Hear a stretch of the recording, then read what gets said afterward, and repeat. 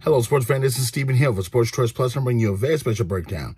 I'm going to be covering the top 5 wide receivers in the NFL for next season. Before I get right into that, I want to make sure you're subscribed to the YouTube channel so you can get all the updates each and every time we have breakdowns here at Sports Choice Plus. Without further ado, let's get right into it. Looking into the top 5 into next season, I want to see versatility. I want to see good pass catching. I want to see guys that can actually block. I want to see the best possible receivers for the field of play. And these are the top 5 going into next season. Looking at number 5. I think that he has made his strides throughout the NFL the last couple of years. You're looking exactly at what he's been able to put together on the field as far as numbers.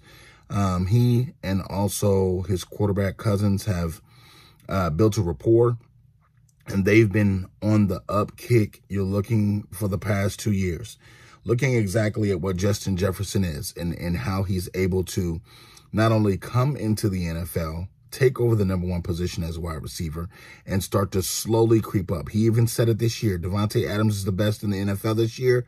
I'm coming for that crown this year. His attention to detail, the way that he plays the game of football unselfishly, the way that he takes assignments offensively and takes the best routes possible against the best corners and literally eats his lunch every single day on the football field. That's why he's at number 5. The way he's able to be physical, go up and attack the ball, and what he's able to do for the Minnesota Vikings and make sure that they're in a position to try to win each and every game. Justin Jefferson is a true baller. You're looking at number 5. His intangibles, the way that he runs routes, the way that he catches touchdowns, and his speed, the breakaway speed for him to be as big as he is very impressive. I think that next year he's going to take another leap forward, and I think that it's one of those things where Justin Jefferson is going to end up outplaying a lot of his competition because of his hunger for wanting to win, his hunger for wanting to be the best wide receiver in the NFL. Coming in at number 4. This was difficult, but I had to put Keenan Allen.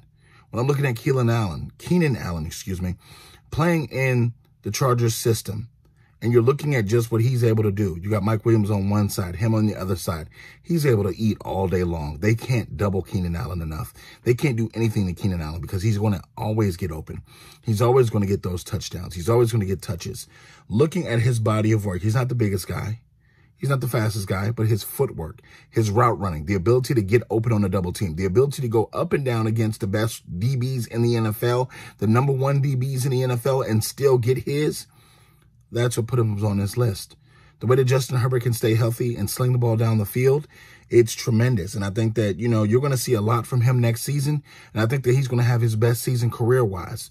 With Justin Herbert under center, the wide receiver play is up in Los Angeles, and that defense is going to help be pivotal for them to grow as a football team. The better the defense plays, the more offensive possessions you get, and then that's going to help this offense out greatly. Coming in number 3, Stephon Diggs. He's been Mr. Reliable since going to Buffalo. He was a little inconsistent in Minnesota. When he got to Buffalo, he took over the number 1 spot.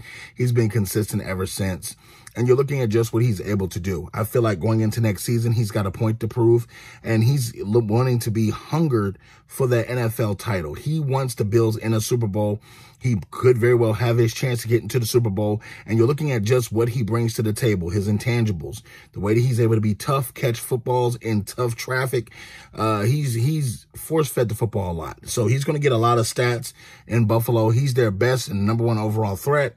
Offensive-wise, so he's going to be fed by Josh Allen, the quarterback of the Bills, and I think that the offensive scheme sets up well for him to do well year in and year out. In Buffalo, coming in, and they made a choice to be a throw-first team with him and put him really as the number 1 guy on the map. Coming in number 2, he had one of the best, if not the best year we've seen from a wide receiver ever in the history last year.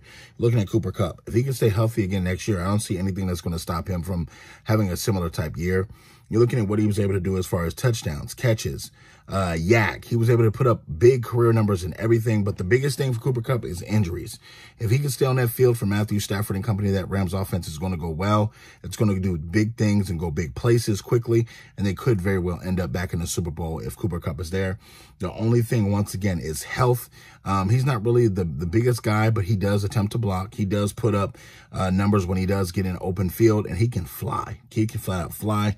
Coming in number 1, you're looking at, he was in Green Bay last year. He's played with Aaron Rodgers most of his career. Now he's playing with Derek Carr in Las Vegas. You're talking about Devonta Adams. Devonta Adams is a solid stud. You look at what he's able to do on the football field. He's going to raise the intensity level of that Las Vegas Raiders offense, and that's going to push that offense of that team and that tempo and that quarterback play, that offensive wide receiver room. He's going to pull everything out with that organization. His ability to get open on double teams, his ability to do whatever. You know, in Green Bay, it's something to be said when it was two guys covering him. They knew he was getting the ball, and he still caught the ball. He still ran the ball. He still ran the route. He still ran around the linebacker, still ran around the tight ends in different shifts and formations. He still did what he had to do and still was able to catch the ball, even when one-on-one matchups. You're not going to stop him one-on-one. Devonta Adams is a special guy, and I think that it's right for him to be number one. I know it's a couple of names that you guys are possibly thinking why didn't they make the list. To me, honestly, I don't think Tyreek Hill is going to have a great year, his first year in Miami.